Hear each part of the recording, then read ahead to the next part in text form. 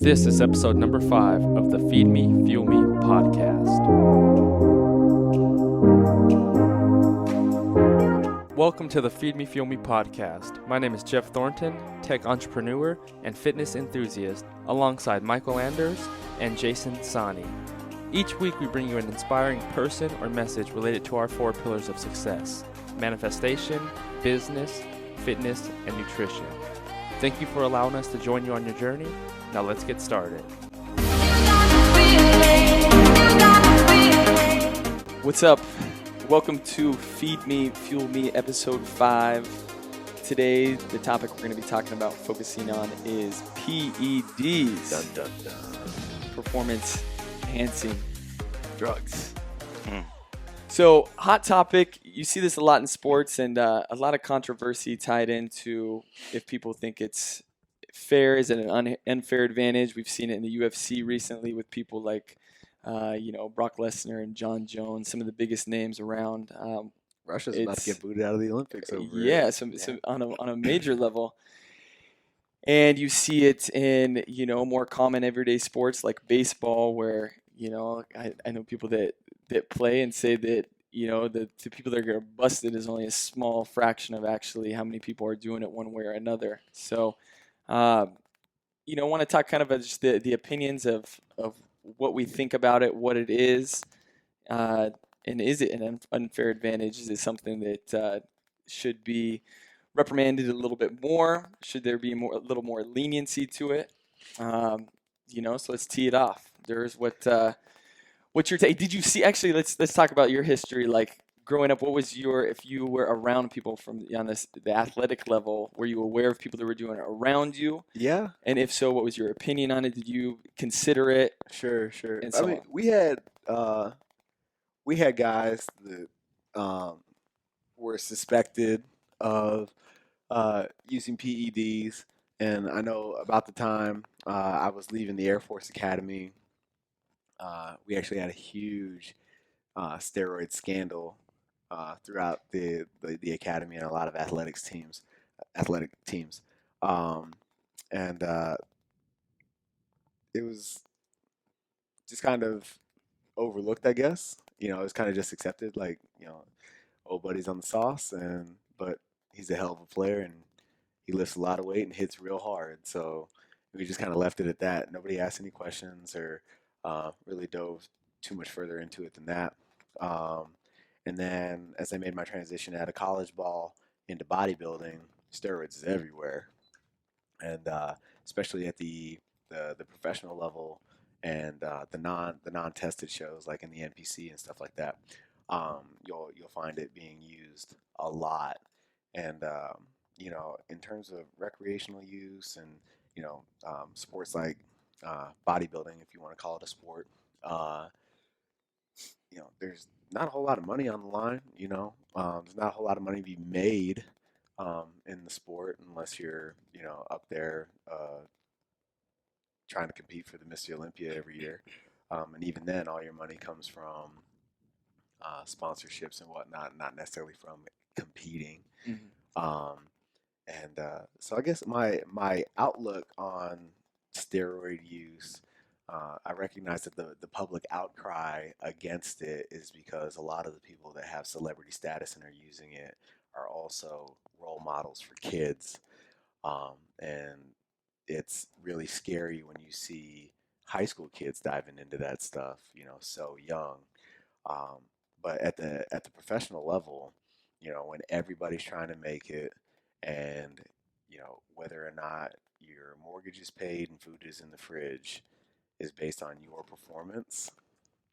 I mean, that's kind of the realm that you're in. I won't say that I'm okay with it, but at the same time, I understand them using it. Mhm.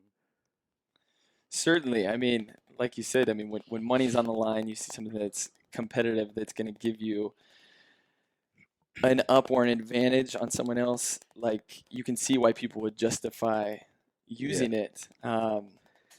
And I think people are always looking for that extra strength. And it's like, if you see somebody that's on your team or somebody that you're up with, it's not like you're going to go, rat them out or Sure. throw them in if it's supporting you on the other end. If it's kind of like a don't ask, don't Right. tell type of thing. I definitely have seen it around me as much. I think a lot of people, there's definitely people that are blind to the whole idea of it. Right. And it's one of those things that a lot of people are quick to jump to accusations if they see people that are performing this other level. And that's another thing that is like you see so common. It's like, oh, that person must be on steroids. You see it all over the internet. You see Right. somebody with a good physique. Mm-hmm. And I mean, that happened to me. I hit a growth spurt and just like dedication to lifting, and people accused me and like would ask me over and over again if I did anything like that. And Yeah. it was like, part of you takes it as a compliment that your work's being noticed, but another part is like, The to negative, shortchange it's that the negative yeah, attention. You don't want that. like I heard a quote from I watched Adrian Peterson get interviewed, and people were like, "How did this guy bounce back so quick from his injury?" And the guy's just like a freak of nature, and he had a good answer to it. Like he just kind of people were saying that you're being accused a lot of using PEDs and so on. He kind of just laughed it off, and he's like, sure, that fuels me that much, that much more to work that much harder. But at the same time, that's a compliment. If people think that my God-given skills and talent that I have, Right. you gotta have PEDs are on to do it. that on that top level. Well, I think it's funny you talk about your experience of being accused. I went through a period of about 3 or 4 months at the tail end of high school where I had weight training as a class, and then track practice after school, and between track practice and making it home for dinner, I would stop by Gold's Gym and train again. So I was hitting 3 days that last semester of high school, and I would come home, I would sleep, my mom would wake me up, I would eat, and I would go back to sleep. And I'll never forget, I came home and my parents were just getting after each other. And I walk in the living room, like, what's going on? And my dad just cuts off the conversation with my mom, turns to me, he's like, are you fucking using steroids? All you do is train and sleep. And it was kind of eye-opening for me because I would never thought that my dad would think I was on the juice, But it's really interesting as you start to hit these, big strides in performance, or you hit a growth spurt or whatever, just the immediate response based on what's going on in the media and stuff like that. You hit these highs and lows throughout your performance life where oh, that's got to be the answer. That's why he's doing so well. That's why they're doing such big things. And what people don't realize, whether you're using it or not, you still have to put in the work. Yeah. I know a lot of guys that are on the sauce and still look like shit and aren't, getting on anybody's leaderboard anytime soon. You still have to do the work. You still got to eat. You still got to train. You still got to sleep. You got to recover. So in my opinion, steroids only help the gifts that you already have. Right. But if you're not an athlete already, steroids is not going to make you an athlete. If you're not already strong, steroids is not going to make you stronger. That's, you know what I mean? To a noticeable extent. There's you got to have a baseline before, it catapults you to wherever, and that's the part that I think a lot of people just neglect and just outright ignore when it comes to using steroids. And I think people, because I got the same reaction as you guys as when I was in college, cut down all this weight and then started getting ripped, like starting to get more vascular. And people were like, this guy, you got to be on cocaine or you got to be on the juice. And it's like, I know you don't do drugs. I don't do. So I was like, it's one of those things like you said, you don't know whether to take it as a compliment or it's like, hey, is somebody really undermining all the hard work you put in? But I come at it 2 ways. Like from a competitive aspect, for me, I think like I'm against it for a competitive aspect. If it's an even playing field, like you think baseball, all those guys, everybody wants to see home runs, but then everybody wants to complain how they're getting them, right? But then the moment the home runs stop, it's like, oh, why aren't we seeing the type of performance we were seeing back in the day, So, but I mean, you see a double-edged sword because if out of competition, I think it's fine because for me, nobody's really harming you, but they're only harming themselves if they're Right. taking steroids. If you want to be a better bodybuilder, a better CrossFit competitor, and you're not trying to get to that level and just want to look good, I say, hey, hell, go for it. It's like, pick your poison. You're only going to affect yourself. But that's my stance on it because Sure.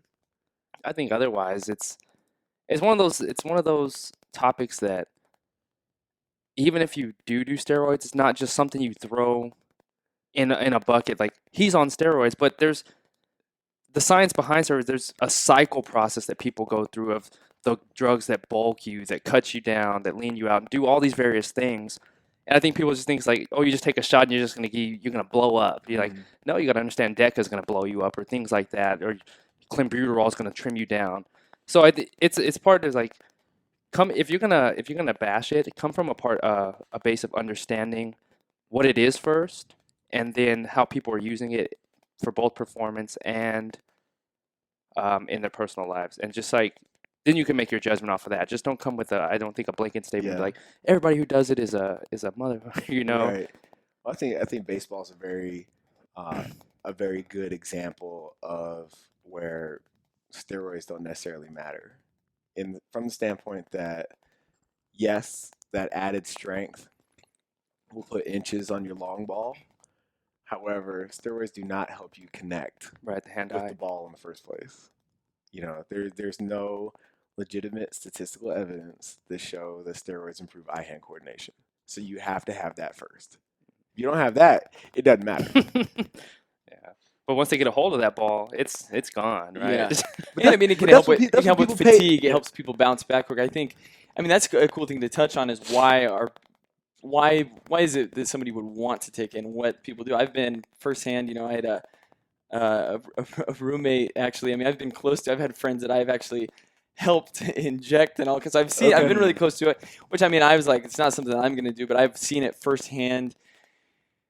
People that are training, to get to that next level, whatever. Because I've seen people go the junior college route and tear it up where it's not going to be tested as much, and they get some attention, and then they hope that they can rise to the occasion. But hey, that's going to give them a scholarship, pay for school. Right. Who knows, something further. And so you have to see what it does. And what I noticed firsthand is seeing people, and I've had conversations with many people that have done it. It's like it's this extra energy that they have that you can go in, and it changes the environment in your body to where you can recover faster.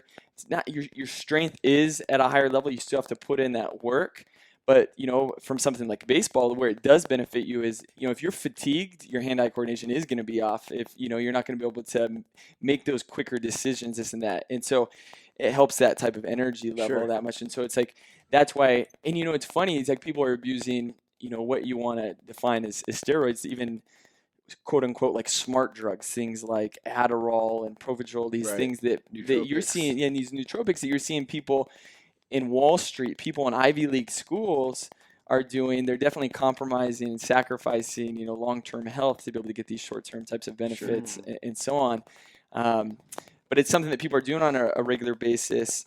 And it's I think a lot of it comes down to this like energy crisis. So at the same time, people want more energy to be able to do more, to get more faster. And it's the generation that we're in, this instant gratification type of thing that, goes to shortcuts. At the same time, I've seen all these people that have gotten benefits from it and then watched a lot of those benefits go away at the same time too, where it's just like, all that work that was done is quick to go away. And that's this whole issue that I think we're in is like everybody wants a shortcut Right. to something. And it's like, Well, I think what's the statistic I read that after so long on the juice, and we'll get off the topic of steroids because it's definitely not PEDs is not exclusive to steroid use. There's a lot of other things like Adderall and whatnot. But after a cycle of steroids, you know, long-term users can experience 20 to 40% decreases in strength and performance. Wow, that big? Huge. Yeah. And so it's a very, regardless of how long you've been using it in the window of life that you're going to be actually training in, it's a very short window. And I think people, if you're going to use steroids, you need to understand that the gains that you're going to make will go away once you stop using. It's not something that you take and lasts, you know, and anything that alters your body chemistry, no matter what, once you remove it from your system, your body's going to do whatever it needs to do to come back to homeostasis. Because while you're using, any of that stuff, you're out of balance. That is not your body's natural pH, if you will. And you're just going to do whatever it has to do to come back to neutral. And that can be a challenge at times. And you see people when you deal with that, it's the idea that some people become dependent on those types of things, and whether it's like an addiction that they become dependent on that extra type of energy that they have, and some of it starts to diminish after time. But when they do remove themselves from it, their body's going to try to adapt to that type of environment, and there's usually that down cycle, and there's so there's obviously all the negative byproducts that come along with it. So it's not just try it out, get the benefits. There's things that, I mean, that's one thing. I don't know. Some people look at the risk reward factor and feel like, hey, this is maybe worth it, or whatever the case. And it's hard to argue against some of the people that have done it. And again, it's not always. I think the term steroids is looking at guys just getting big and buff and jacked and type of muscle. I mean, but then you have guys like Lance Armstrong and some of these other guys like cyclists and athletes who are doing it because they're just addicted to high performance, and they're addicted to that feeling of winning. And it's something they feel like if they're out of that zone, it's like they're part of them is dying or not alive type of thing. Well, performance is one of those things that you can't just let die. You know what I mean? You've spent so much time and put forth so much effort to perform at such a level. That's a hard thing to let go of. And when you get to that level with assistance, and you no longer have that crutch, well, what do you do then?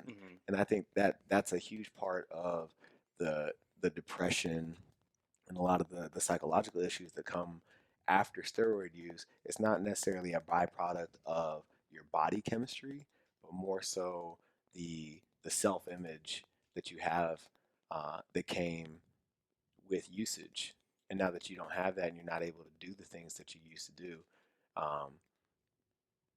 that's when the negative psychological effects start to take place, because that you can't do the things that you're now known for doing anymore, and you create this. You have these discussions in your head where you perceive everyone else to think that their expectation of you is to still perform at that level.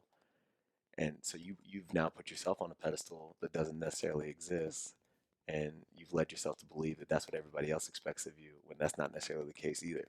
So now you've increased your stress level, your distress level exponentially with these fabricated thoughts that aren't really there. And that's where people run into trouble when it's all over with.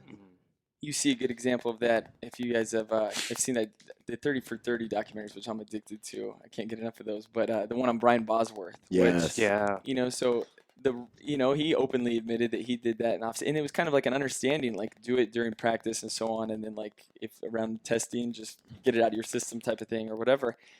Obviously, it's regulated a lot more now, but like that little cycle that he did made for some of the most entertaining college football in history. If you watch this guy that just blew up at this crazy level, which he was an incredibly gifted athlete before any of that, as he was in high school or so, and that just took it to the next level. But you saw how much that blew up his head and his ego. And if you haven't seen that documentary on ESPN, it's worth watching just to kind of see the mental side. He thought he became a different person completely than who he was.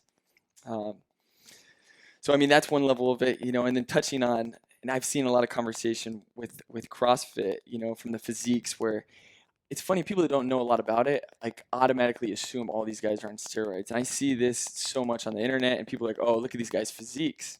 And so it's like, it just shows you that there's an option to create an optimal hormone environment without this type of stuff, but that brings up the conversation. It's like, okay, now that money's on the line, there's these competitions. The winner of CrossFit Games is going to get $275,000 this year. The guy under that's going to get like 50, and the top 20 guys are going to make a decent amount of money, plus all the sponsorship. So it's like you'd see why these guys maybe would want to try to do that type of thing. Do you have any opinion on I guess people's why why people are making all these accusations? And Well, I think that with regards to CrossFit, it's not so much the use of PEDs for strength necessarily, because it's so concentric and fast twitch. So a lot of that, a lot of these guys are already blessed with. However, it's the volume that they train with, versus bodybuilding where you just completely blow up a muscle group a day, stereotypically, and you let it rest for 6, 7 days and then you do it again. Um, in CrossFit, you're using every muscle group every single day with a ton of volume, especially at that level. And really, the only variable that you're changing is um, the the mode of metabolic training. It's either going to be a short burner or a strength workout or a long chipper. That's more aerobically demanding.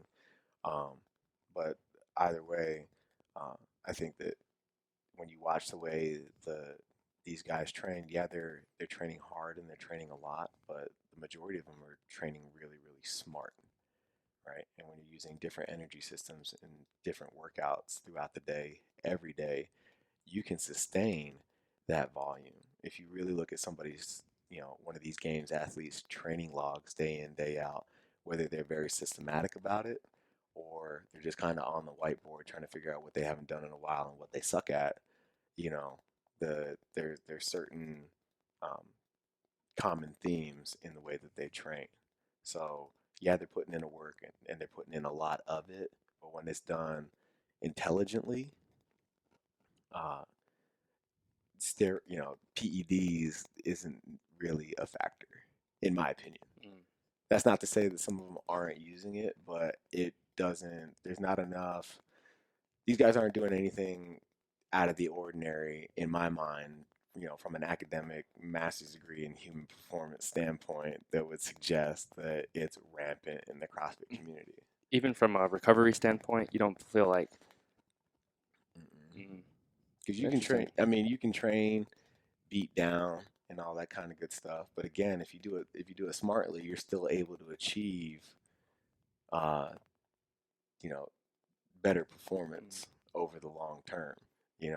Everybody has shitty days, and I guarantee you none of them have amazing workouts every single day.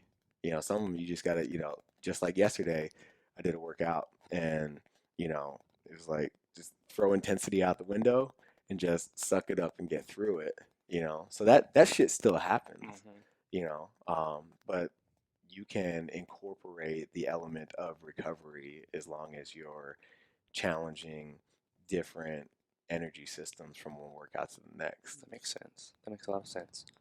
I think that's a topic we should dive into, is this idea of overtraining compared to under recovery. You know what I mean? Oh, yeah. There's, I've had conversations, quite a few conversations in regards, like, is there overtraining? And it's like, I don't believe that there is if you're recovering at an optimal standpopoint, but recovery at an optimal standpoint, if you're training that much, might be getting in a nap, which is not realistic for a lot of people.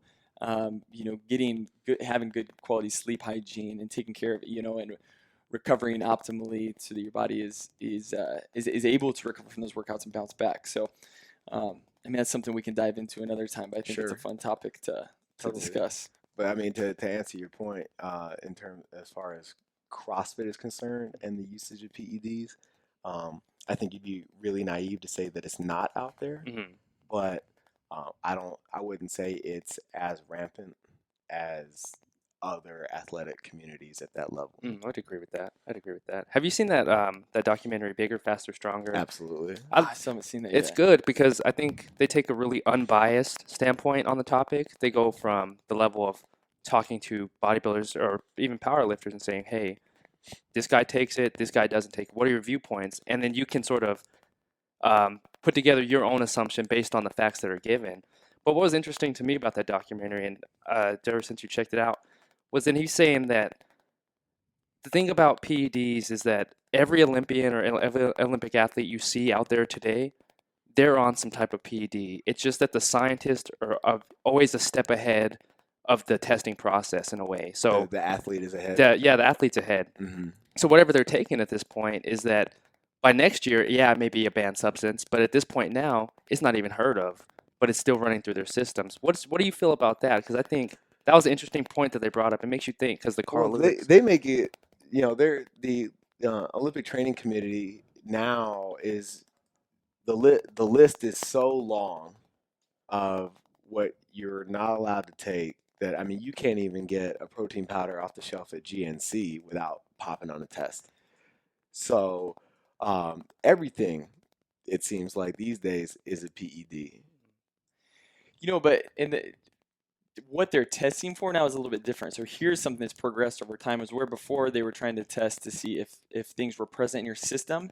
Now what I'm noticing more is they're looking for alarming higher than average levels of things. And so these it's not just testosterone. It can be adrenaline. It can be your hormone levels. It can be, all these natural chemistry reactions that are going on in the body. If it looks slightly abnormal, that draws them into. But here's the problem with point. that, though, because when you look at people that are able to do these amazing physical feats, isn't it logical to think that some of those levels are going to be higher than the norm anyway?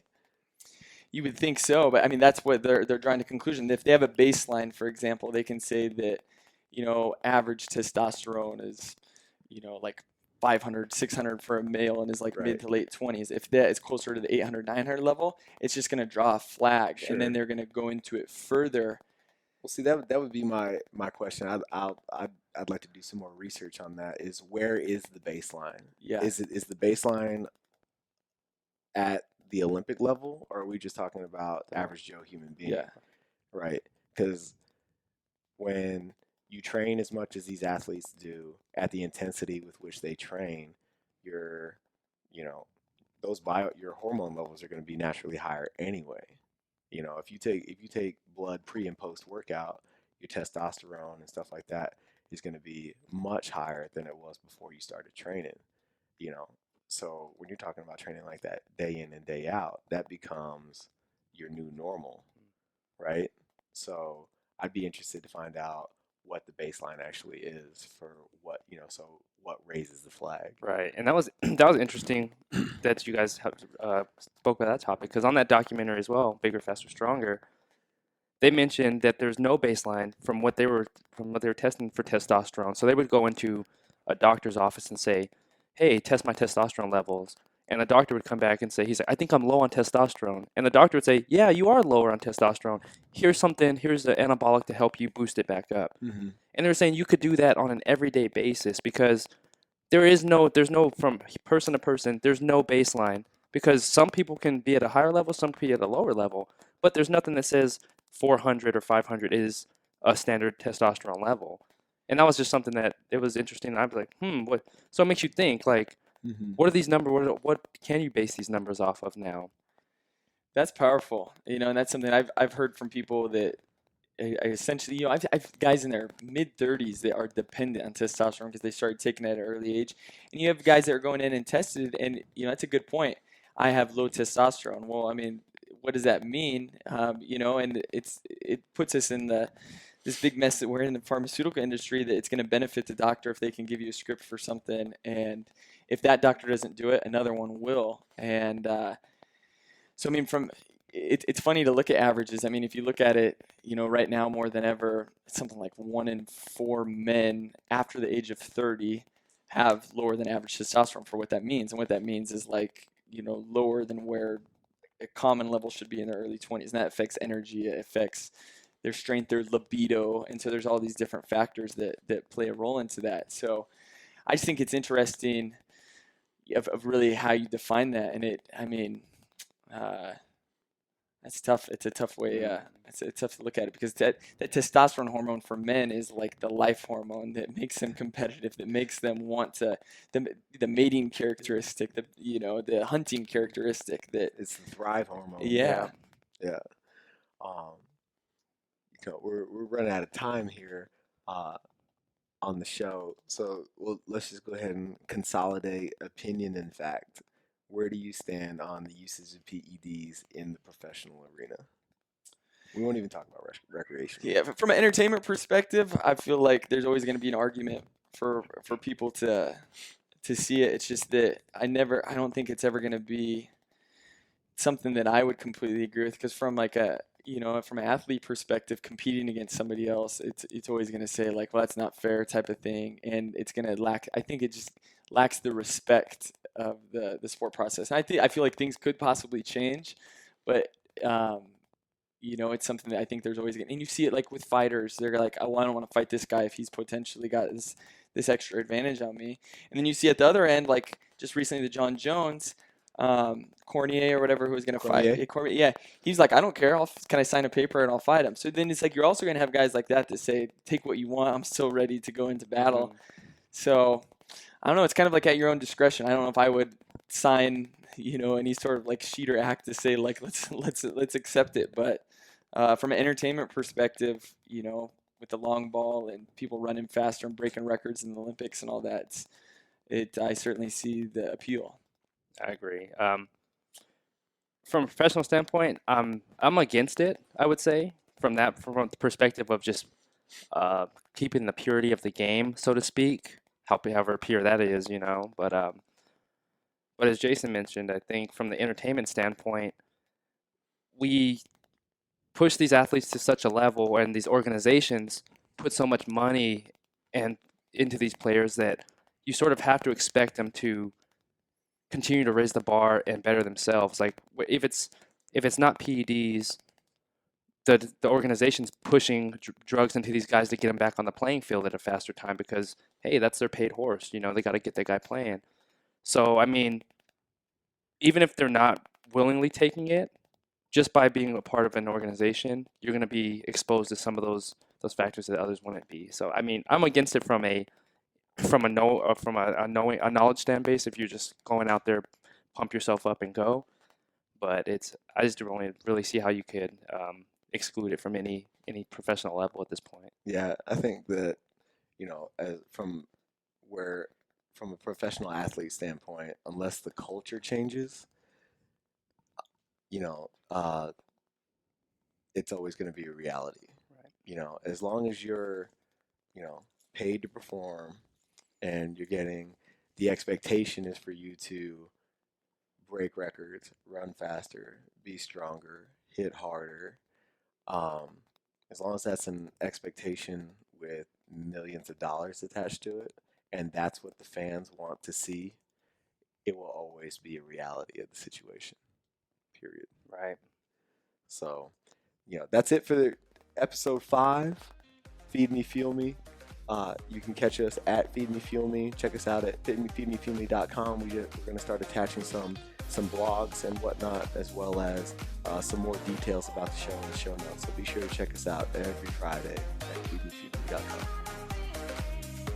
There you have it, crew. We hope you enjoyed this episode. If you did, be sure to check out the full show notes and get connected with us at feedmefuelme.com. Also, be sure to subscribe to all of our information and social media on Facebook, Snapchat, Instagram, and Twitter at feedmefuelme. We're looking forward to connecting with each and every one of you.